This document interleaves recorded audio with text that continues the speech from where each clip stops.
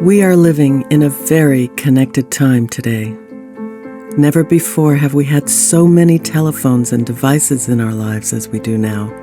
Almost everywhere, there are fields of wireless signals. And very soon, there won't be any place these signals can't reach. How do these wireless signals affect our surroundings?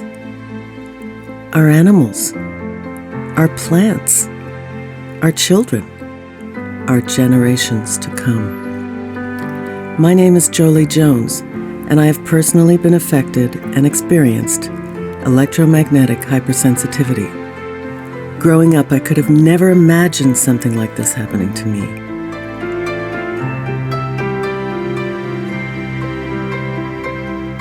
I am the daughter of Quincy Jones. I have spent most of my life in the limelight and on the front lines of activism with dozens of A-list recording artists by my side. I had a huge life. I always felt I could do anything. 9 years ago, my life took a drastic turn, and that all ended overnight.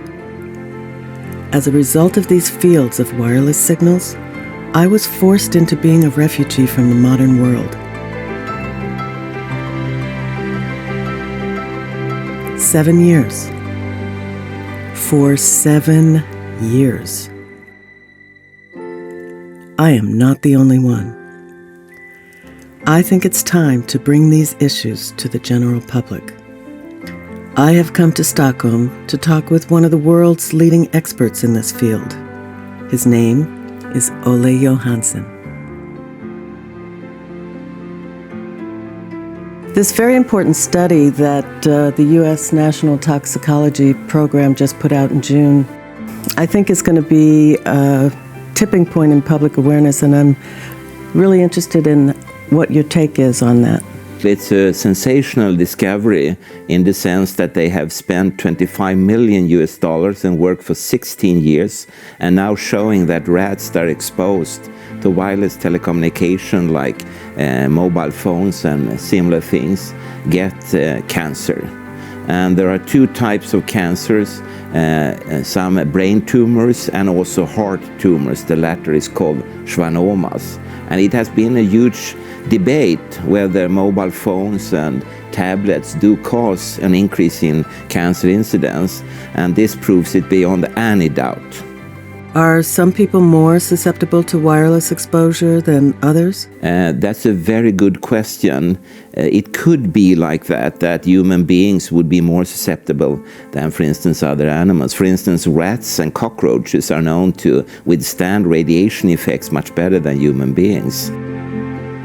It could mean that more than 3%, which was shown for the rats, will get cancer in the human population. But if we say they are equally sensitive, it still means in the coming years that we may see a panorama of 150 million extra cancer cases in the world. So, what are some of the symptoms that people, like me, complain about to you that you hear every day? It mostly starts with problems from like eyes, skin. Later on you can have concentration difficulties, headaches, sleep problems, short-term memory losses. And all of this has actually been replicated in controlled peer-review-based scientific publications showing that if you are irradiated, all of this will actually happen. So persons that have this oversensitivity, were actually right. From the beginning they were very much doubted, but it has been shown that they were right. And then of course you can get problems from other organs like heart palpitations, breathing problems, pricking pain, etc. Of course, you need to look out for this, and before you throw away your mobile phone or computer or tablet, please do visit your physician, and especially at the university clinics, you can rule out so that there are no other treatable diseases actually. And what about children? How does it affect kids? The most common call or email I would get would be from a concerned father or mother asking the simple question, are these gadgets, mobile phones, tablets and so on, are they safe for my kid? And I cannot lie, I have to say no, they are not. And the most telling evidence for that is that the world's insurance companies, all of them, have abandoned ship. 10, 15 years ago, they said, no, we will not pay for any health consequences of telecommunication devices. Speaking of that, Dr. Melnick, in response to the NTP study, had a quote. He said, "In my view, a pediatrician would be acting irresponsibly if he or she knew and understood the implications of the human and animal cancer data on cell phone radiation and did not offer precautionary advice to the parents of his or her patients." That's quite strong. It's very strong, and it's exactly the same what I've said for decades. And I agree to 100%. And I'm just surprised that our society, including parliament, government, health authorities, citizens, parents, etc., that they are so quickly willing to expose their kids to things that in laboratory experiments has been very detrimental to life. But it's not the most horrifying effect that has been shown. Quite the contrary. The most scary effects that we have seen are impacts, for instance, on the immune system, on nature as such, including plants and insects and other animals, and of course, the very scary effects on fertility, meaning that maybe if you come back in 150, 200 years, there won't be anyone to interview any longer. I think that's a very crucial tipping point, as you said.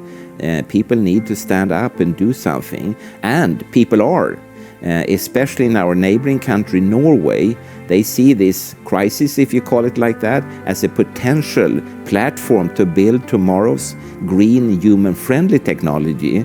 And that's smart, to just sell all these gadgets once more, but without these unnecessary side effects, will probably make Norway richer than Japan ever was.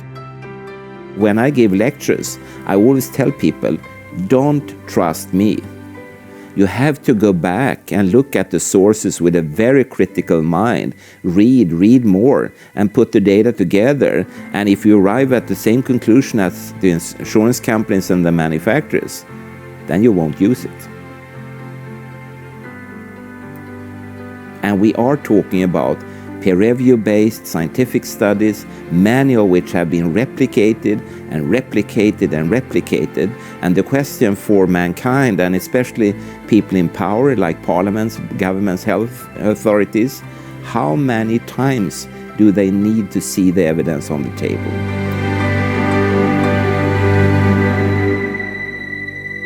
JolieTalks.com. Tell two people to tell two people.